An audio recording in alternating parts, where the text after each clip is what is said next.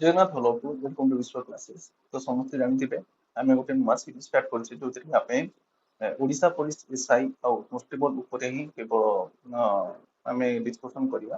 ଆଉ ମୁଁ ଆପଣଙ୍କୁ କହିବାକୁ ଚାହୁଁଛି ମୁଁ ବି ଗୋଟେ ଆସ୍ପିରାଣ୍ଟ।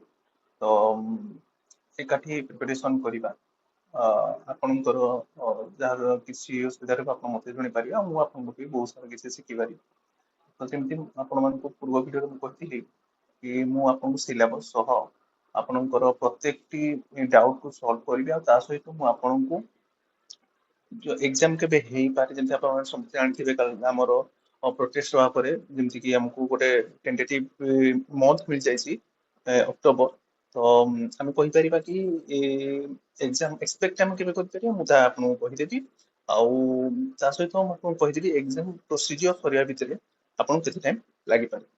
ତ ଷ୍ଟେଟ୍ୟୁନ୍ ଆଉ ଆମେ ଭିଡ଼ିଓକୁ ଆଗକୁ ଯିବା ପୂର୍ବରୁ ତ ଆପଣମାନେ ଯଦି ଚ୍ୟାନେଲକୁ ସବସ୍କ୍ରାଇବ କରିନାହାନ୍ତି ପ୍ରଥମେ ଚ୍ୟାନେଲକୁ ସବସ୍କ୍ରାଇବ କରିଦିଅନ୍ତୁ।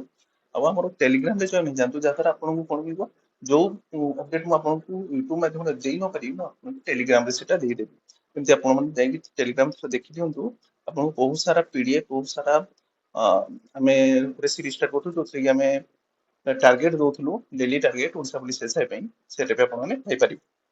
ତ ଚାଲନ୍ତୁ ଷ୍ଟାର୍ଟ କରି ଦେଖିବା ଆମର ସିଲାବସ୍ କଣ ରହୁଛି ତାପରେ ଟିକେ ଡିସ୍କସନ କରିବା ଦେନ୍ ଆମେ ଆଗକୁ ପ୍ରୋସିଡ୍ କରିବା। ତ ପ୍ରଥମେ ଆପଣଙ୍କୁ କହିଦେବାକୁ ଚାହୁଁଛି ଆମର ଦିଟା ପେପର ହବ। ଆକ୍ଚୁଆଲି ତିନିଟା ପେପର ହବ କିନ୍ତୁ ଯୋଉମାନେ ଫାୟାର ସର୍ଭିସରେ ଚାହୁଁନାହାନ୍ତି ତ ସେମାନଙ୍କ ପାଇଁ ଦିଟା ପେପର ହିଁ ହବ। ତ ପ୍ରଥମେ first paper second paper common ସମସ୍ତଙ୍କ ପାଇଁ ରହିବ। ଯଦି ଆମେ ଦେଖିବା ଫାର୍ଷ୍ଟ ପେପର କଣ ରହୁଛି ନା ଓଡ଼ିଆ ଆଉ ଇଂଲିଶ ଯୋଉଟା 50 ମାର୍କ ଆସିବ 100 ମାର୍କ 90 ମିନିଟ।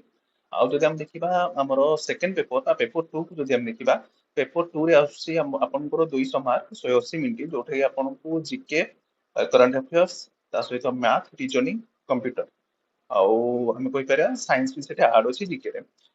ଏଇ ସବୁ କୁ ନେଇକି ଆପଣଙ୍କର ଏକ୍ସାମ କରେଇବେ। ତ ଯଦି ଏକ୍ସାମ ଆପଣ ଦେଖିବେ ବହୁତ ହାର୍ଡ ନାହିଁ ବା ବହୁତ ଇଜି ନାହିଁ।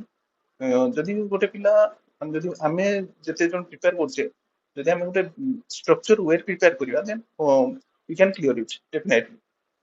ସୋ କ୍ଲିୟର କରିବା ପୂର୍ବରୁ ଆମକୁ ତା ପ୍ରତି ସେତିକି ସଚେତନ ସହିତ ପଢିବାକୁ ପଡିବ ଯାହାଦ୍ୱାରା ଆମେ ଏକ୍ସାମକୁ କ୍ଲିୟର କରିପାରିବା। ତ ମୁଁ ଆପଣଙ୍କୁ କହିଦଉଛି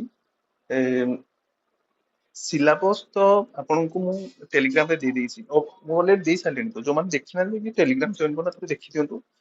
ସିଲାବସ ମ୍ୟାଥ ରିଜନିଂ ଆଉ ଆମେ କହିପାରିବା ତାର ଆମର କମ୍ପ୍ୟୁଟର ଏଇ ତିନିଟାର ସିଲାବସ ଆପଣଙ୍କୁ ଦେବାର ଅଛି ଆଉ ମୁଁ ଆପଣଙ୍କୁ ଡେଫିନେଟଲି ଦେଇଦେବି। ତ ଏବେ ମୁଖ୍ୟ ଯୋଉ ଆମେ ଦେଖିବା ଗୋଟେ ଟପିକ ଯୋଉଟା ଏକ୍ସାମ କେବେ ହବ ଆମେ ଗୋଟେ ଅନୁମାନ ବା ଏକ୍ସପେକ୍ଟେଡ କରିପାରିବା ପ୍ରିଭିୟସ ଡାଟାକୁ ନେଇ। ମୁଁ ଆପଣଙ୍କୁ କିଛି ପ୍ରିଭିୟସ ଡାଟା କହିବି ଯୋଉଟା କି ଆପଣ ଚାହିଁଲେ ଗୁଗୁଲରେ ବି ସର୍ଚ୍ଚ କରିପାରିବେ। ଆଉ ଆପଣଙ୍କୁ ଆଶା କରୁଛି ଆପଣଙ୍କୁ ବି ସେଇଆ ହିଁ ଲାଗିବ ଯୋଉଟା ମୁଁ ଭାବୁଛି ହେଇପାରେ ଏକ୍ସାମ ସେଇ ଭିତରେ। ତ ପ୍ରଥମେ ଯଦି ମୁଁ ଦେଖିବି ଏକ୍ସାମ 2023 ର ଯୋଉଟା 2021 ରେ ବାହାରିଥିଲା ତା ଏକ୍ସାମ ହେଇଥିଲା ଅକ୍ଟୋବର 25 2023।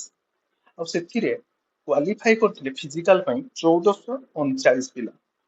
ଓକେ ଦେନ୍ ତା ରେଜଲ୍ଟ ଆସିଲା ଠିକ 2 ମାସ ପରେ 22 ଡିସେମ୍ବର 2023। ଆଉ ଯଦି ଆମେ ଦେଖିବା ଫିଜିକାଲ କେବେ ହେଇଥିଲା ନା ଭାଇ ଫିଜିକାଲ ହେଇଥିଲା 29 ଡିସେମ୍ବର ଠିକ ତାର 7 ଦିନ ପରେ ଫିଜିକାଲ ହେଇଥିଲା। ତ ଫିଜିକାଲ ପାଇଁ ମାତ୍ର 7 ଦିନ ଟାଇମ ମିଳୁଛି। ଫିଜିକାଲକୁ ବି ଆପଣମାନଙ୍କୁ ତା ସହିତ ସହିତ କରିବାକୁ ପଡିବ। ଦେନ୍ ଫାଇନାଲ ରେଜଲ୍ଟ ଆପଣଙ୍କୁ କେବଳ 2 ଦିନ ଭିତରେ 31 ଡିସେମ୍ବର ହିଁ ଫାଇନାଲ ରେଜଲ୍ଟ ମିଳିଯାଇଥିଲା। ଆଉ ପିଲା ଜଏନ କରିଥିଲେ ଆଇ ଥିଙ୍କ 28 ଜାନୁଆରୀ 2024 ରେ।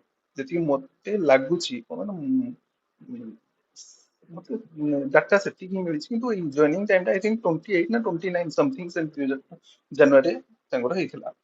ତ ଏଠୁ ଆମେ ଗୋଟେ ଏକ୍ସପେକ୍ଟ କରିପାରିବା କି ଯେହେତୁ ଆମର ସାର୍ କହିଛନ୍ତି ଯେ ଚେୟାରମ୍ୟାନ ଅଛନ୍ତି ୟୁଥ 0 ସେ କହିଛନ୍ତି କି ଅକ୍ଟୋବର ସୁଦ୍ଧା କମ୍ପ୍ଲିଟ କରିବେ କିନ୍ତୁ ଅକ୍ଟୋବର କହିନାହାନ୍ତି ଧ୍ୟାନ ରଖିବେ।